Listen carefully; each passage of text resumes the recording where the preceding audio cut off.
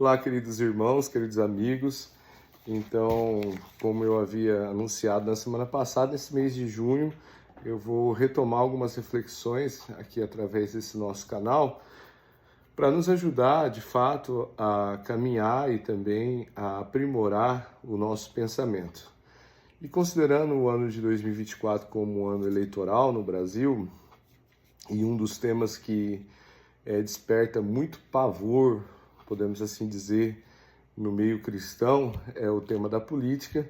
Nesse mês de junho, eu quero fazer algumas reflexões, algumas considerações, não apenas a partir daquilo que a gente acredita, mas, sobretudo, a partir daquilo que a gente encontra nos documentos da igreja e nas inspirações do Santo Evangelho, para que nós, cristãos, consigamos perceber a importância da relação entre fé e política. Lamentavelmente, existe um esquema mental que tenta desassociar essas duas realidades humanas, né? Ao mesmo tempo que tenta desassociar, existe também um movimento que tenta instrumentalizar a fé a serviço de uma má política. O Papa Francisco, na Fratelli Tutti, nos trouxe um desafio: resgatar a boa política, né? Refazer a reputação da política no meio cristão. E entendemos que, de fato, é através da política que nós vamos conseguir construir uma sociedade mais justa e mais fraterna. O problema é que essa palavra política sempre vai nos despertar, a princípio, né, o preconceito da palavra política, o contexto eleitoral. E quando a gente entra no contexto eleitoral, sobretudo nos modelos que nós temos visto das eleições do fazer política na nossa sociedade, a gente acaba ficando um pouco angustiado diante dessa situação, né? Ao ponto que é muito comum as pessoas dizerem assim: olha, eu não gosto de discutir política, eu não gosto de política, eu não quero saber de política. Ao mesmo tempo em que a gente depende o tempo todo da política. A gente depende, e muitas pessoas que deveriam depender, mesmo dependendo efetivamente, por não poder contar com uma boa política, acabam sofrendo. Eu fiz algum compilado aqui para poder nos ajudar a guiar nessa reflexão, mas, de fato, algo que me tocou muito nessa pesquisa foi um resgate de um pensamento de Santo Agostinho. Santo Agostinho dizia assim: a esperança tem duas irmãs mais novas, a indignação e a coragem. Pegando esses dois elementos que Agostinho nos coloca como eixos da esperança, a indignação e a coragem, nós vamos entender exatamente aquilo que o Papa Francisco nos diz. Se a política está demasiadamente anticristã, é porque os bons cristãos estão se isentando de participar da política. Então, se eu consigo me indignar com a má política, automaticamente eu preciso ter coragem para me envolver efetivamente na construção de uma boa política. E aqui é o desafio dessa discussão que muitas vezes as pessoas não querem fazer para não se envolver nesse processo. E quando os bons não se envolvem, naturalmente, quem toma conta da coisa são os maus. Então, a indignação que nos leva a repugnar a discussão sobre política deve vir associada a uma coragem de nos envolvermos cada vez mais nesse processo para que nós consigamos fazer com que a política seja, de fato, construtor de uma sociedade em favor do bem para todos. E aí, nesse sentido, a gente vai cumprindo a nossa função evangélica. Porque, de fato, crer, acreditar em Deus e ter uma fé nesse Deus que nos revelou Jesus em Nazaré é sonhar com uma terra sem males, é desejar uma sociedade onde as pessoas possam ter acesso àquilo que lhes garante a felicidade. Eu gosto sempre de dizer assim, é fácil a gente dizer Jesus te ama, né? Mas se uma pessoa com fome, se uma pessoa necessitada de uma cirurgia, se uma pessoa necessitada de um bem social bate na porta da minha casa chorando né, e pedindo auxílio, dizer Jesus te ama é o princípio de mostrar este amor. Dizer Jesus te ama não resolve o problema dela. E isso não quer dizer que Jesus não ama essa pessoa, mas é preciso, a partir da nossa fé, da nossa experiência com Deus, provar este amor, experimentar este amor. O Evangelho é repleto de experiências assim, em que Jesus se enchia de compaixão, né? A gente vê quando a multidão estava com fome e os discípulos falaram, tem que despedir esse pessoal. E Jesus, não, nós não podemos despedir esse pessoal, eles vão cair pelo caminho, né? Então, efetivamente, a nossa fé deve nos levar a termos atitudes que transformam a vida das pessoas. E a política, do ponto de vista filosófico, é essa arte, né, de regular as nossas relações de modo que o bem comum aconteça, né? Então, assim, quando a gente olha já para o Concílio Vaticano II, que já está se sessentando, digamos assim, na história da Igreja, e nós estamos longe ainda de efetivá-lo no nosso caminho eclesial, lá na Gaudium et Spes, né, a gente vai encontrar a seguinte citação, no número 75. Os que são ou podem se tornar aptos para exercer a difícil e muito nobre arte da política, preparem-se para ela e procurem exercê-la sem pensar no interesse próprio ou em vantagens materiais. Já aqui, a gente começa a criar critérios para entender quem são as pessoas que se interessam pela política. Quais são os movimentos, né, da história pessoal de cada um que movem as pessoas a quererem entrar na política. Mas, ao mesmo tempo, para que nós não fiquemos numa situação de julgamento daqueles que se propõem à política propriamente dita, nós também precisamos pensar, quando eu falo de política, quando eu escolho uma linha política, quando eu me associo a um partido político, quando eu levanto um nome político, qual é o fundamento dessa minha atitude? É uma atitude que procura exercer a vida política, o direito político, sem pensar no interesse próprio e em vantagem pessoal, material? Ou eu estou, de fato, pensando no bem comum, naquilo que vai fazer bem para a maioria, né? Lamentavelmente, a gente percebe que nos nossos contextos sociais, aqui no Brasil, eu posso dizer especialmente a partir de onde a gente vive, o que move as adesões políticas, na maioria das vezes, é sobrevivência ou interesse pessoal. E enquanto isso persistir, nós não tocarmos nesse assunto, o que vai acontecer? Nós vamos ficar numa guerra de todos contra todos, e essa guerra de todos contra todos só vai fazer com que a missão do Evangelho, que é fazer de nós um só povo, né, com um só pastor, vai ficando para trás em detrimento dos interesses pessoais, né? Ainda na Gaudium et Spes, no número 75, o Vaticano II afirma o seguinte: todos os cidadãos se lembrem, portanto, do direito e simultaneamente do dever que têm de fazer uso do seu voto livre, em vista da promoção do bem comum. A Igreja louva e aprecia o trabalho de quantos se dedicam ao bem da nação e tomam sobre si o peso de tal cargo, a serviço dos homens, né? Então, isso aqui está na Gaudium et Spes. Então, fala de dever e de direito. E fala também que a Igreja louva e aprecia esse nobre trabalho de quem se propõe. Humanamente falando, a gente sabe que todo mundo que se propor a fazer um trabalho para os outros, para o coletivo, vai sofrer consequências da crítica e muitas vezes da falência, né?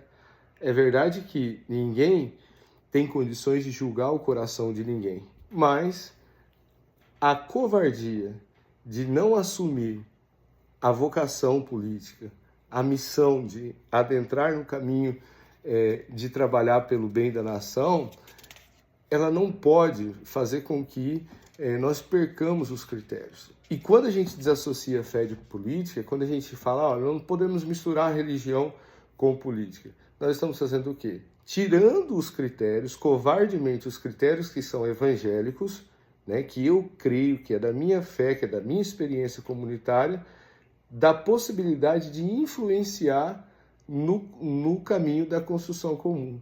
E aí o que vai acontecer?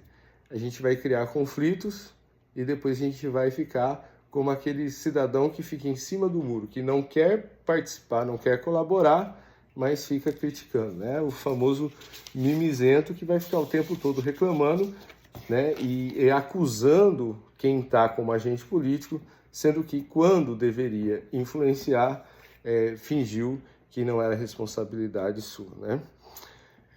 O ensinamento de Jesus, né, a partir daquilo, e nós falando a partir do catolicismo, a partir da experiência de fé, na palavra de Deus, na tradição da Santa Igreja, no magistério, ele precisa ser vivido de uma maneira integral. O que significa dizer viver essa experiência de fé de uma maneira integral? A experiência de fé que nós temos não é uma experiência para o futuro, mas é uma experiência vivida, como vai dizer a teologia da Igreja, onde nós já podemos experimentar e ainda não a plenitude do reino, né?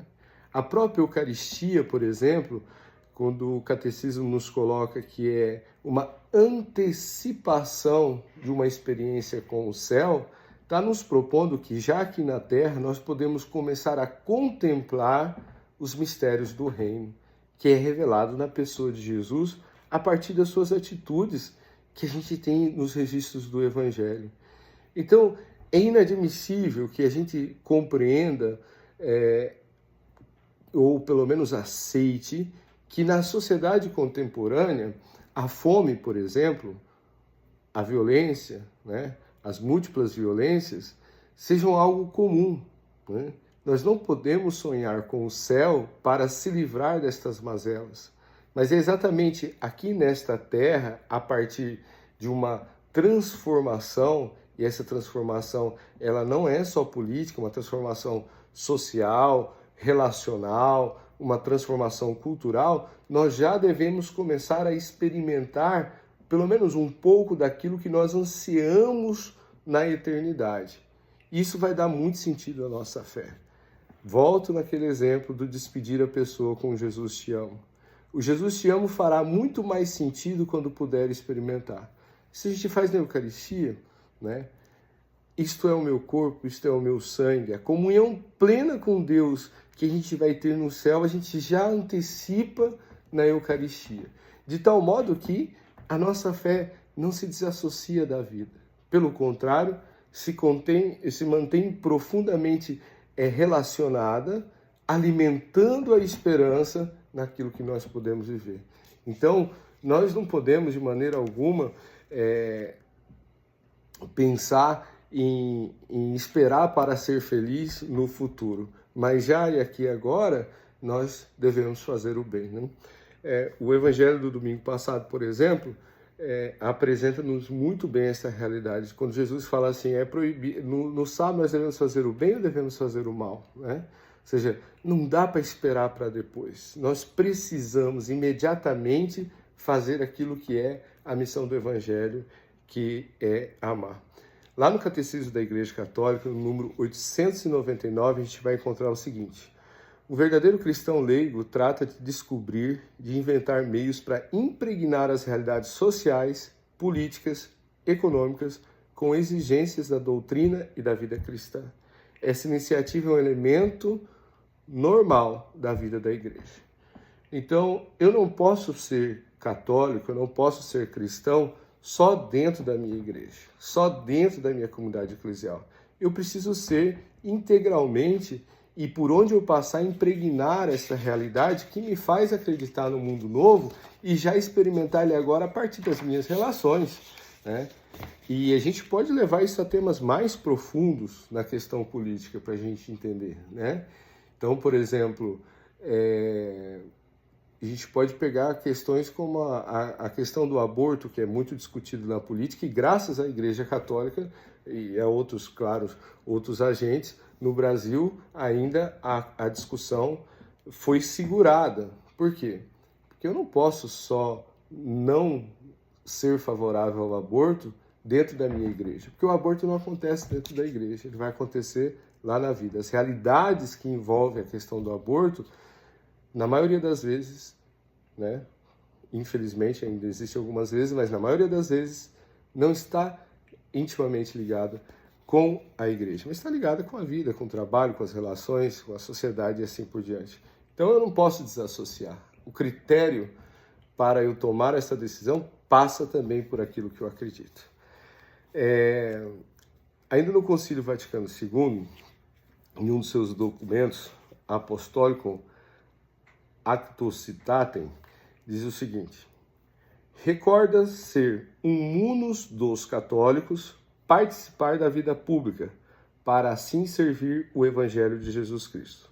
Os católicos, peritos nos negócios públicos e firmes, como devem ser na fé e na doutrina cristã, não recusem nelas participar, uma vez que, exercendo-os dignamente, podem atender ao bem comum e, ao mesmo tempo, abrir caminhos ao Evangelho. Olha só que bonito. Olha só que bonito, né? Uma coisa que acontece muito aqui na minha região, especialmente, eu vejo isso com muita clareza, não sei se em outros lugares acontece, é os políticos costumarem não definir a sua religião, né? Primeiro porque, infelizmente, nós caímos num processo de categorizar as boas e as más religiões, né? Então, o que acontece? Os políticos eleitoreiros, aqueles que aparecem como os anjos do momento, costumam visitar várias igrejas, né? E mesmo que as igrejas e as religiões se coloquem de maneira antagônicas, costumam se fingir, né, aonde estar, o parecer ser, como dizia Maquiavel. Exatamente para quê? Para poder ganhar, a partir da fé, a confiança do eleitor. Isso é instrumentalização que não pode acontecer. Eu não devo ter problema algum em votar em alguém que não seja católico, por exemplo. Eu não deveria ter problema algum. Mas eu deveria ter consciência de que eu estou depositando a confiança numa pessoa que tem ou não tem compromisso com o Evangelho. E aí eu começo a fazer minha seletiva. Mas isso aqui é algo que a gente pode depois debater com mais profundidade. Mas o importante é que por onde nós passamos, nós impregnamos a história daquilo que nós cremos, daquilo que nós acreditamos, né? Então, certamente, se eu sou palmeirense, eu não vou colocar na minha casa, no meu carro, né, nas minhas redes sociais, coisas do Corinthians. Por quê? Porque eu vou impregnar o mundo que eu vivo, o lugar que eu estou, daquilo que eu gosto, daquilo que eu acredito. E quando se trata de fé, então nós estamos falando de fé cristã, a gente gosta do Evangelho. Então a gente abre caminhos, como o Concílio Vaticano II está falando, para que o Evangelho impregne a sociedade. Então, de alguma forma, queridos irmãos e irmãs, nós precisamos começar a pensar como interferir na política a partir da nossa experiência de fé. E lembrar que a nossa experiência de fé na palavra de Deus, na tradição da igreja, no magistério da igreja, conta com o grande mistério revelado. O livro mais bonito que a humanidade já viu sobre Deus, que é a própria pessoa de Jesus, que explicitamente apresenta atitudes que colocam em primeiro lugar a humanidade, que trabalha a humanidade numa perspectiva de humanização, de reconstrução da dignidade da pessoa humana, de abertura para a felicidade, mesmo contra as estruturas da lei e da religião, que depois se juntam para poder sacrificar Jesus, porque ele começa a ser um problema político. Então, será que nós vamos, nesse processo político, de verdade, olhar para Jesus e perceber qual é a atitude de Jesus diante das decisões que nós precisamos tomar? São atitudes que pensam no bem de todos e que acreditam no reino de Deus como uma possibilidade para toda a humanidade? Ou será que nós vamos pensar apenas no meu próprio umbigo, no meu próprio interesse, nas minhas próprias vantagens, né? E o mais triste ainda é quando nós fazemos isso, né, ou permitimos que isso seja feito em nome de um Jesus, em nome de um Deus que, tendo se feito homem, na nossa experiência, nos ensinou um caminho de uma política maior, né? Como diz o Papa Francisco na Fratelli Tutti, de uma política do bem, de uma política para a grande realidade. Nas próprias Escrituras vamos encontrar momentos em que Jesus é confundido como um agente político, mas nas mesmas Escrituras vamos ver que a fé de Jesus, que inspirava as pessoas a segui-lo, interferiram diretamente na política, mesmo quando a política tentou interferir negativamente na experiência da revelação, crucificando Jesus, né? Então, que a nossa fé, que a nossa experiência de amor, que a nossa experiência de coragem, né, possa nos ajudar a viver a política do bem, né, na perspectiva de Fratelli Tutti, de que somos todos irmãos e que Deus não errou no cálculo. Quando criou o mundo, quando construiu esta magnífica obra que é a criação, fez tudo numa perfeita ordem, de modo que deveríamos estar numa sociedade extremamente equilibrada, né? Equilibrada nas relações uns com os outros, equilibrada nas relações com o meio ambiente, equilibrada nas relações espirituais, equilibrada nas relações interpessoais, o que lamentavelmente ainda nós não conseguimos alcançar como meta de uma fé, de uma religião. Então, você que assistiu esse vídeo, essa é uma introdução nessa primeira semana, quiser deixar algum comentário, enviar para mim algum comentário, algum tema específico na perspectiva da fé e política, eu não sou nenhum doutor, mas posso tentar pesquisar e propor a discussão. Nosso objetivo aqui é levantar a poeira para que a gente possa perceber os locais que de fato precisam ser limpados, organizados e rearticulados. Que Deus nos abençoe e nos ilumine hoje e sempre. Amém.